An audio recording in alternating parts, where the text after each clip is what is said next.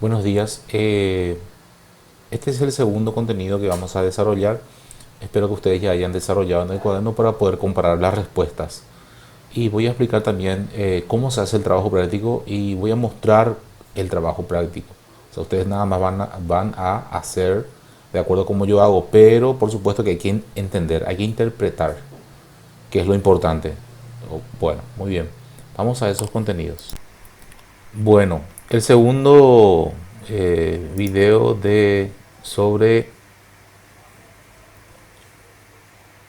filosofía. El conocimiento es el tema, la teoría del conocimiento o las teorías del conocimiento. Pues no podemos saber a ciencia cierta cómo se produce el conocimiento. Y ahí está la cuestión filosófica. No sabemos cómo se produce el conocimiento y solamente hay teorías. Bueno, primeramente las preguntas vamos a ir respondiendo. El conocimiento en el desarrollo de la cultura occidental. ¿Cuál es la cultura occidental? La nuestra, que parte desde Grecia, Roma y después de Roma al mundo. La capacidad reflexiona sobre la importancia de las teorías del conocimiento en el desarrollo de la cultura occidental. Esto ya viene desde los primeros filósofos. Bueno, muy bien. Tenemos aquí, en cuanto al trabajo práctico, dice confecciona esquemas sobre la posibilidad del conocimiento y el origen del conocimiento. Yo voy a mostrar ejemplos. Bueno, dice responde. ¿Por qué la historia del conocimiento es un producto o es el producto social? Sí, dice el hombre en el discurrir del mundo, por el mundo, en la historia, en un primer momento se basó en mitos, ya eran conocimientos, ¿verdad? Pero basados en la creencia, surgen las religiones y todo ese tema. Son explicaciones irracionales sobre los fenómenos naturales. Bueno, cae un rayo y alguien le da una explicación mitológica, qué sé yo, el bombero, por decir. Más adelante, con la aparición del pensamiento racional, la filosofía en Grecia, en el siglo séptimo, sexto antes de Cristo, entonces ya no trata de forma mítica, como dice el texto, sino de manera racional, explicar la realidad toda, de hechos, que todo, de hecho, que todo su obrar del hombre se ha basado en explicaciones fantásticas hasta hoy en día. Eh, Fantásticas pueden ser racionales también, que produce conocimiento a su paso. Todo produce conocimiento. Tenemos conocimiento del bombero, pero ese conocimiento nomás no es un conocimiento científico. Pero se debe destacar que en el ámbito científico solo lo racional es válido para comprender el mundo. Las teorías no tienen otro fin más que explicar la realidad. O sea, ¿para qué se hace una teoría científica? Para explicar una realidad. Es más, hechos de la realidad. Dice, y cuenta mejor, trata de explicar cada vez mejor la realidad y de forma racional y en mayor cantidad.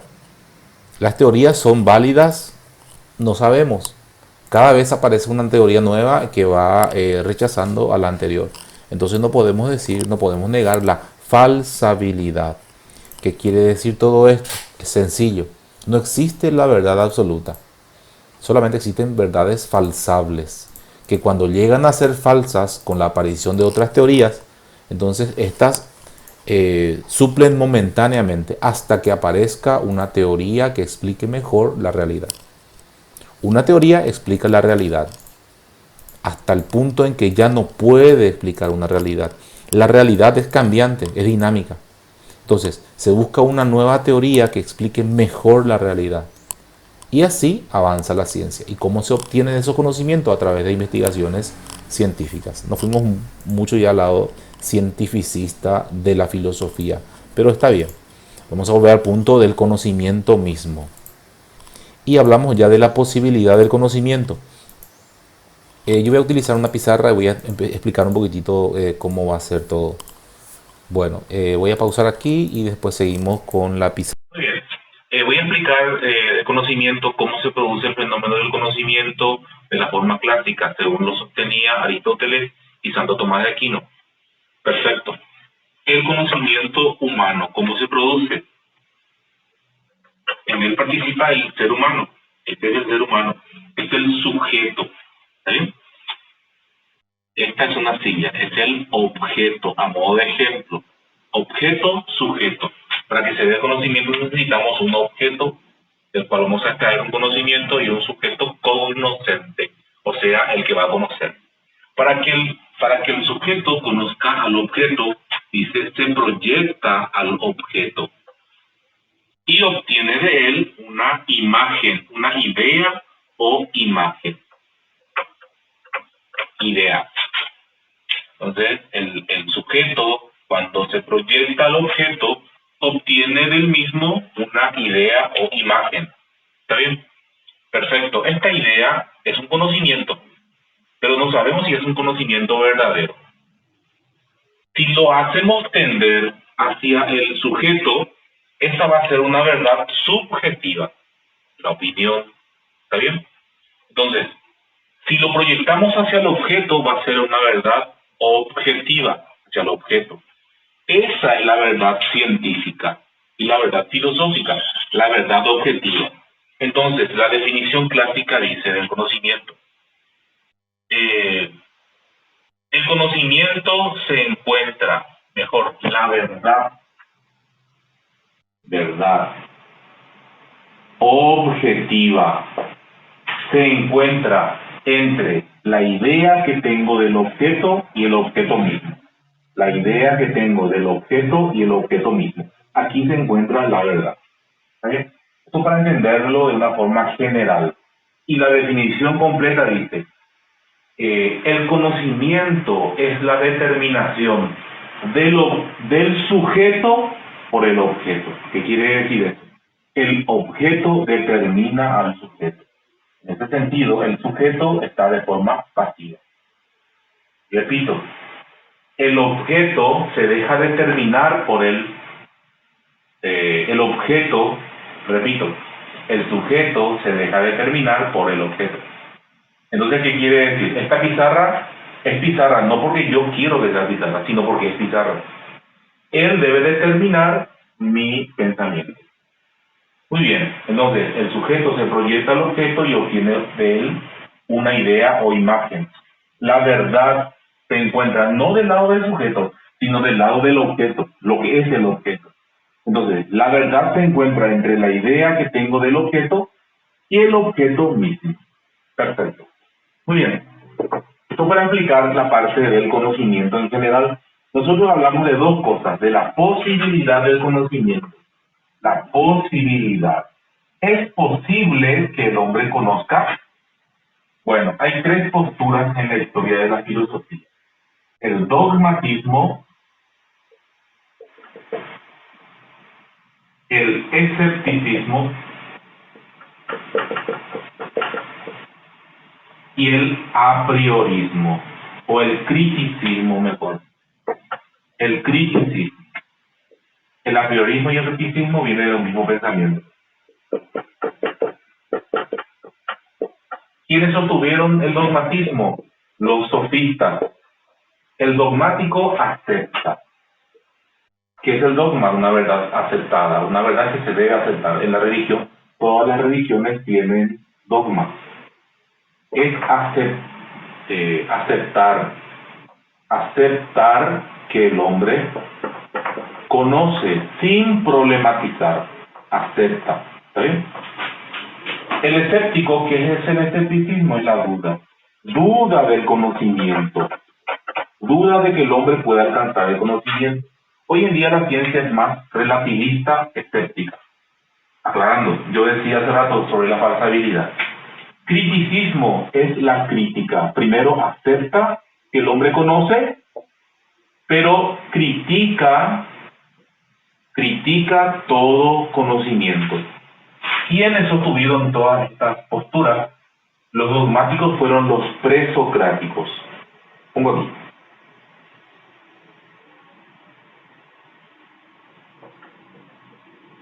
Los presocráticos. ¿Y quiénes eran los presocráticos? Los presocráticos son filósofos anteriores a Sócrates. Presocráticos. ¿Quiénes eran los escépticos? En el escepticismo. ¿Quién sostuvo el escepticismo? Los escépticos fueron los sofistas. Después analizaremos quiénes son los sofistas. Ahora ubicamos nada más. Los sofistas eran filósofos contemporáneos de Sócrates, que lucharon contra Sócrates, de hecho que lo mataron. Quien sostuvo el escepticismo fue el filósofo Manuel Kant.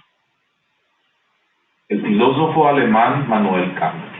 Este es el primer trabajo práctico. Es un esquema donde vamos a hablar de la posibilidad del conocimiento. Y corrijo esto para que les tenga bien. Posibilidad del conocimiento. Y ahora vamos a pasar al origen. Posibilidad del conocimiento. Muy bien. Vamos a hacer una pausa. Bueno, en cuanto al origen del conocimiento, o sea, ¿dónde se origina el conocimiento? Hay tres posturas. Ya me dediqué a escribir un poquitito. Brevemente, porque esto se debe explicar con más detenimiento. No tanto detenimiento, ¿verdad? Pero en este caso ya es muy breve. Ya, la idea exacta de cada uno estoy poniendo. Y esto va a ser el esquema que va a ser el segundo trabajo práctico. Pueden hacer de esta forma, pueden hacerlo de otra forma también, sin ningún problema. Entonces, hay tres posturas: el racionalismo, el empirismo y el a priorismo. En cuanto al origen del conocimiento, ¿qué sostiene el racionalismo? El racionalismo sostiene que el conocimiento se origina en la razón. Sencillito. El hombre ya nace con las ideas del universo. Cuando nace el hombre ya nace con las ideas del universo. Todas las ideas que existen.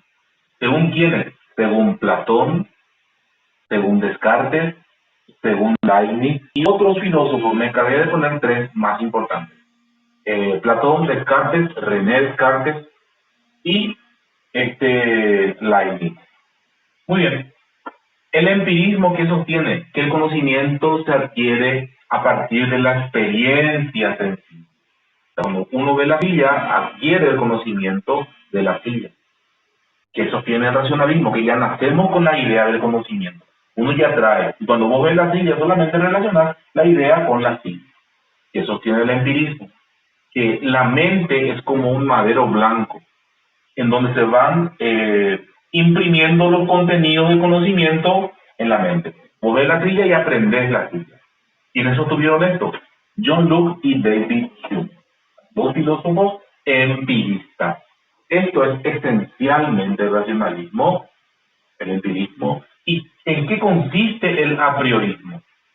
Sintéticamente, el a priorismo es la síntesis entre el racionalismo y el empirismo.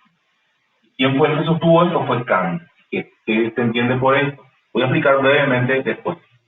Pero lo que tenemos que entender es que, por un lado, es racionalista. Algo aporta el intelecto y también algo aporta la experiencia sensible. Y de esa conjunción surge el conocimiento para Manuel Kant, un filósofo alemán. Bueno, en esto consiste entonces el trabajo práctico. Ok. Quería explicar brevemente el a priorismo para que tengan una idea del pensamiento kantiano. Aparentemente es muy sencillo, ¿verdad? Pero el pensamiento kantiano es muy profundo. Pero voy a explicarlo de una manera muy sencilla. Esto en cuanto al origen del conocimiento. También, por supuesto, se requieren dos factores para que se dé el conocimiento según Kant. Eso es un poquito más abajo. Muy bien, el ser humano y un objeto, en este caso va a ser una silla. Bueno, perfecto. Sujeto, objeto. ¿Qué sostiene el racionalismo? El racionalismo sostiene que el conocimiento se origina en la razón. Ya naces con ese conocimiento. El empirismo, que surge de la experiencia sensible, de ahí el término empirismo, que sostiene Kant. Kant, el a priorista en este caso. Por un lado se es racionalista y por otro lado se es empirista. Dice, el entendimiento, dice Kant, el entendimiento aporta las formas a priori del entendimiento. O sea, ya traemos con nosotros al nacer nociones, no conocimiento, nociones. ¿Y cuáles son esas nociones? Son dos. Son las nociones de espacio y tiempo y las 12 categorías. Nociones de espacio y tiempo. Estamos en un espacio determinado y en un tiempo determinado. Las 12 categorías, los 12 tipos de juicios que vamos a dar más adelante. Esto es lo que aporta el entendimiento, la parte racionalista de Kant. Por otro lado, está lo que proviene del exterior. Esto proviene del interior. ¿Qué es lo que proviene del exterior? Las intuiciones fenoménicas, dice Kant. Intuiciones fenoménicas, o sea, el fenómeno. El fenómeno en sí. Esto es lo que proviene del exterior, a partir de las percepciones. Entonces uno adquiere el conocimiento. Ingresa el conocimiento y se adecua a las formas a priori del entendimiento. Y de esta síntesis surge el conocimiento para Kant. Entonces, ¿qué es el conocimiento para Kant? Dice, es la síntesis de las formas a priori del entendimiento. ¿Qué significa a priori? Antes de experimentar. Formas a priori del entendimiento y las intuiciones fenoménicas. De esta conjunción surge el conocimiento humano. Perfecto. ¿Qué era lo que yo quería explicar aquí? Lo esencial de esta explicación. ¿Qué son los fenómenos? Para la ciencia los fenómenos son las cosas sensibles que podemos conocer. Intuiciones fenoménicas. ¿Qué no conforman fenómenos según Kant? Los noúmenos. Los noúmenos. ¿Y qué son los noúmenos? Los noúmenos son lo incognoscible, lo que no podemos conocer, por medio de la experiencia sensible. ¿Ven? ¿Por qué? Porque hay cosas que no conforman fenómenos. ¿Qué, por ejemplo? Los valores, los números, las abstracciones, todos los números. ¿Por qué? Porque no existen en este mundo. Y también la idea de Dios. Entonces, Kant dice, esto no podemos conocer por medio de la ciencia, pero por supuesto que podemos conocerlos de otra forma, a través de la creencia, la fe y todo eso. ¿Por qué? Porque son entidades nouménicas, no son fenómenos sensibles, porque todos los fenómenos son sensibles. Y este es el ingreso del conocimiento humano. Bueno, esto quería destacar un poquitito en cuanto al a priorismo kantiano. Esto podemos explicar más adelante después en clase cuando estemos todos. Ok. Bueno, sí, después de la explicación en la pizarra, ¿verdad? Vamos a ver algunas cuestiones que quedaron pendientes. Porque la historia del conocimiento es un proceso, es un producto social, porque la sociedad produce conocimientos. ¿Quién más? Ya sea la sociedad de forma vulgar, empírica, o científica, o incluso filosófica, incluso religiosa. ¿Por qué no? ¿En qué consiste la posibilidad del conocimiento humano? Es posible que el hombre conozca, según los dogmáticos, hay tres posturas como vimos. Los dogmáticos sostienen que sí, no hay ningún problema. Los presocráticos no problematizaron el problema del conocimiento. La segunda postura, el escepticismo. El escepticismo duda del conocimiento humano. ¿Quiénes eran los representantes? Los sofistas. Ellos decían que el hombre posiblemente no alcance el conocimiento o no alcance ninguna verdad. Bueno, y si alcanzas esa verdad no vas a poder comunicar. Les contaba hace rato que la ciencia actualmente es bien escéptica. ¿Qué sostiene el criticismo? El criticismo es la que por un lado duda y por otro lado acepta que se produce el conocimiento. Hay que criticar nomás todo conocimiento que uno va a adquirir. ¿Quién es su representante? Kant, Manuel Kant. ¿Cuál es tu postura personal? Esto es personal. ¿Con quién estás de acuerdo? Esa es la pregunta. ¿Y por qué? La séptima pregunta dice, ¿qué se entiende por el origen del conocimiento? ¿Dónde se origina el conocimiento en el ser humano? ¿Dónde se origina? ¿Fuera? ¿Dentro de sí? ¿De dónde surge el conocimiento? Hay tres posturas. La postura racionalista, que sostiene que el conocimiento se produce en virtud a las ideas innatas, dice, que ya nacemos con esas ideas y se va desarrollando de esa forma. Nacemos con las ideas de todo el universo, dicen los racionalistas. Ahí tenemos representantes como Platón, Descartes, y Leibniz. ¿Cuál es la postura del empirismo? El empirismo sostiene como origen del conocimiento que está en la experiencia sensible. ¿Y qué sostiene el apriorismo? Bueno, los representantes del empirismo. ¿Quiénes son? John Locke y David Hume. David Hume, con H. Está por ahí. ¿Qué sostiene el apriorismo? El apriorismo sostiene que el conocimiento es la fusión entre el racionalismo y el empirismo. ¿Quién es el representante? Manuel Kant.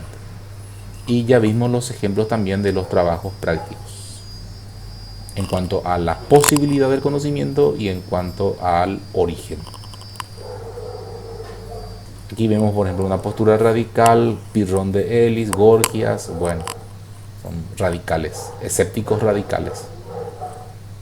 Criticismo, vemos todo aquí. A priorismo, perfecto, te expliqué así de forma muy sencilla, muy sencilla. Bueno, eso es todo. Nos vemos en el siguiente video.